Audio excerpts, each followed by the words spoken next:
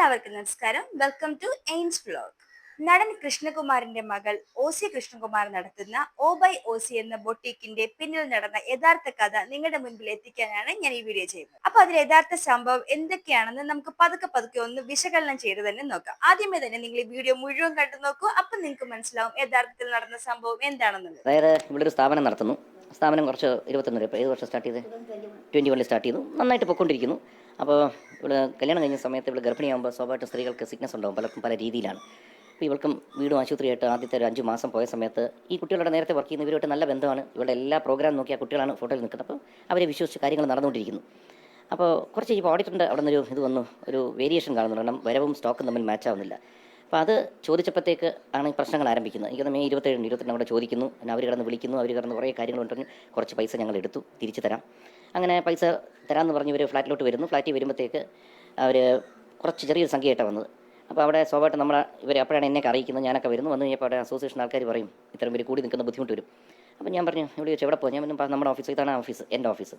അവരിവിടെ വരുന്നു. അവരുടെ ഭർത്താക്കന്മാർ 2 പേരുണ്ട്, 3 കുട്ടികളാണെങ്കിലും അവർ 2 പേര് കല്യാണം കഴിഞ്ഞവരാണ്.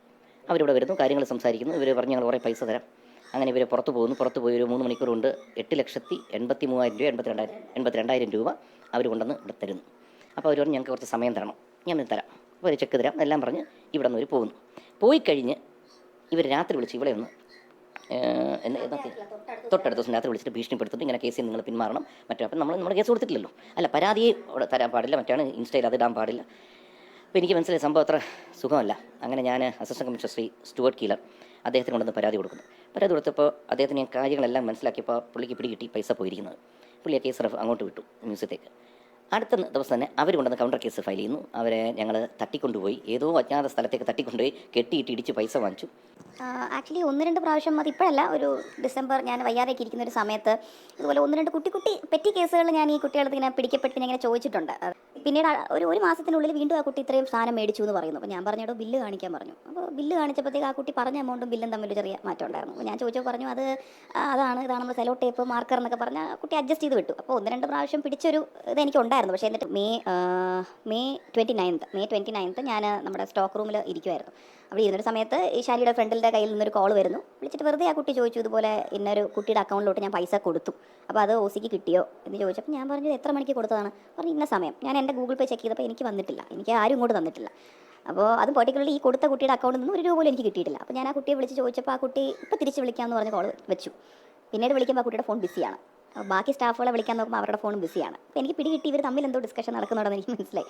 അപ്പോൾ ഞാൻ കുട്ടിക്ക് മെസ്സേജ് അയച്ചു, കോൾ എടുത്തേ പറ്റൂ, ബിക്കോസ് എനിക്കൊരു എക്സ്പ്ലനേഷൻ വേണം എന്നുള്ളത് ഞാൻ വ്യക്തമായി പറഞ്ഞു.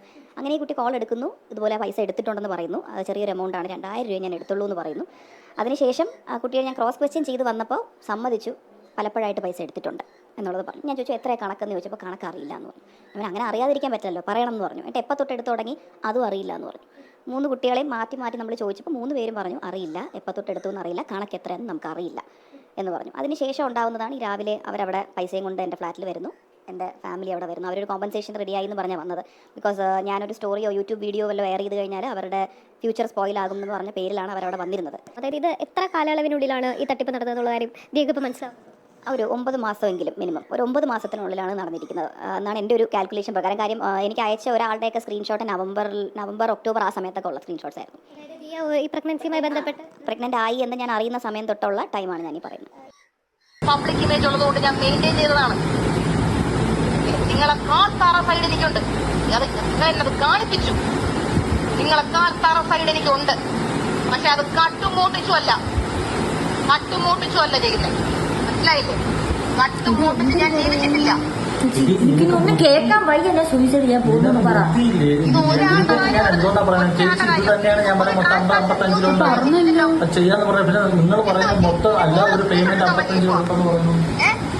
ചേച്ചി അതല്ലേ ചേച്ചി ഞാൻ പറഞ്ഞത്, ഒരാൾക്ക് 50-നകത്ത് വെച്ച് ഞങ്ങൾ ഷെയർ ചെയ്ത് എടുത്തിട്ടുണ്ടെന്ന്, കിട്ടിയിട്ടുണ്ടെന്ന്. ഇത് മാത്രമുണ്ട് 55,000. അതല്ലാതെ 1000 സ്ക്രീൻഷോട്ട് വേറെ കസ്റ്റമേഴ്സിന് വരാൻ പോകുന്നതേ ഉള്ളൂ. അതും കൂടെ വന്ന് കളക്ട് ചെയ്തിട്ടേ ഞാൻ ഈ വീട്ടിൽ നിന്ന് വട്ടിയൂർക്കാവ് സ്റ്റേഷനിലോട്ട് പോകുന്നുള്ളൂ. വിശ്വസിക്കാൻ കൊള്ളാത്ത നിങ്ങളെ നമ്മളെങ്ങനെ വിശ്വസിക്കാം? ഓസിയുടെ 1 മാസം ബിസിനസ്സിന് എത്ര കിട്ടുന്നത് നിങ്ങൾക്കും അറിയാം, നമുക്കും അറിയാം. അതിന്റെ പകുതിയാണ് 5 ലക്ഷം. നിങ്ങൾ എത്ര വർഷം മുമ്പ് ആദ്യം ചെയ്തത്? ആരാണ് ഇത് സ്റ്റാർട്ട് ചെയ്തത്? നിങ്ങൾ മൊബൈലിൽ തരുന്നത് എത്ര നാൾ മുമ്പാണ് ഇത് ആദ്യം അടിച്ചത്? ആ ടൈം ലൈൻ പറയും. സത്യം പറഞ്ഞാൽ നമുക്കിത് ക്ലീൻ ആയിട്ട് ഡീൽ ചെയ്യാം. ചോദിക്കുന്നത് പോലെ പോലീസ് ആയിരിക്കും എന്ന് ചോദിക്കുന്നത്. ഇപ്പോഴാണ് ഇത് ആദ്യമായിട്ട് ചെയ്തത്. എനിക്കറിയില്ല, പക്ഷെ ഈ കുട്ടി പറഞ്ഞു ഓഗസ്റ്റിലാണെന്ന് പറഞ്ഞു. ഓഗസ്റ്റിലാണ് ആദ്യമായിട്ട് ചെയ്തത്. അപ്പൊ അത് കറക്റ്റ് ആയിട്ട് വർക്ക്ഔട്ട് ആയിട്ട് നിങ്ങൾ വിചാരിച്ചാണ് എന്തായാലും ഇത്ര ഇൻകം വരുമല്ലേ കൂടി എടുക്കാന്ന് വിചാരിച്ചാണ് അല്ലെ?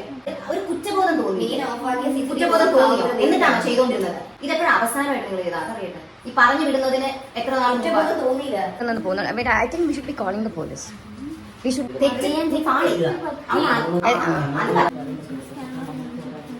സ്കാനർ വേറെ നിങ്ങളുടെ സ്കാനറാണ്. നിങ്ങളുടെ കോഡ് നിങ്ങൾ സ്കാനറായിട്ട് പ്രിന്റ് ചെയ്ത് കടയിൽ ഫോണിൽ എന്തെന്ന് പറഞ്ഞാൽ കാണിച്ചു കൊടുക്കുന്നത്. അത് വർക്ക് ചെയ്യുന്നില്ലെന്ന് പറഞ്ഞിട്ട് ആൾക്കാർ സ്കാനർ ചോദിക്കുമ്പോൾ അത് ആദ്യം ചെയ്യാനുള്ള അതാണ്. അത് ആദ്യം നിങ്ങളിൽ ഒരാളായിരിക്കുമല്ലോ അത് ആദ്യം പറഞ്ഞത്. കൊടുത്തത് ഞാൻ ഇപ്പൊ ഇരിക്കുന്നത് കണ്ണടച്ച് പറയാൻ പറ്റുന്നത്.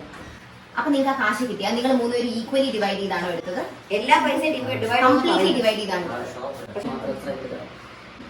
ഇത്രയും നാൾ വരെ ദിവ്യ മാത്രം എടുക്കുക എത്ര എടുക്കാണ്? ബാക്കി രണ്ടും പോട്ടു അല്ല. അപ്പൊ ഗ്രൂപ്പ് ആയിട്ടുള്ളത് മൂന്ന് പേര് എത്ര എടുക്കാം? 1 ലക്ഷം രൂപ എന്തായാലും. അവരല്ല ആദ്യം കേസ് കൊടുത്തത്, ഞങ്ങളാണ് ആദ്യം കേസ് കൊടുക്കുന്നത്. ഞങ്ങൾ കേസ് കൊടുത്തതിന് ശേഷം സ്റ്റേഷനിൽ അവരെ വിളിച്ച് പറയുമ്പോൾ അവർ വന്നതിന് ശേഷമാണ് കേസ് കൊടുക്കുന്നത്. നിങ്ങളുടെ കഴിഞ്ഞ കാലഘട്ടങ്ങളിലെല്ലാം നിങ്ങളുടെ അക്കൗണ്ടിലേക്കാണല്ലോ പണം വന്നത്. അതെ, എത്ര നാളെ അവിടെ ജോലി ചെയ്തു? 1 വർഷമായിട്ട്. ഈ പറയുന്ന പോലെ ഈ കഴിഞ്ഞ കാലയളവിൽ എത്ര തുക നിങ്ങളുടെ അക്കൗണ്ടിലേക്ക് മുഴുവനായി വന്നിട്ടുണ്ടാവും? 30-നകത്തൊക്കെ വന്നിട്ടുണ്ടാവണം. 30 ലക്ഷം. അതിനകത്തൊക്കെ നമുക്ക് വന്നിട്ടുണ്ടാവണം.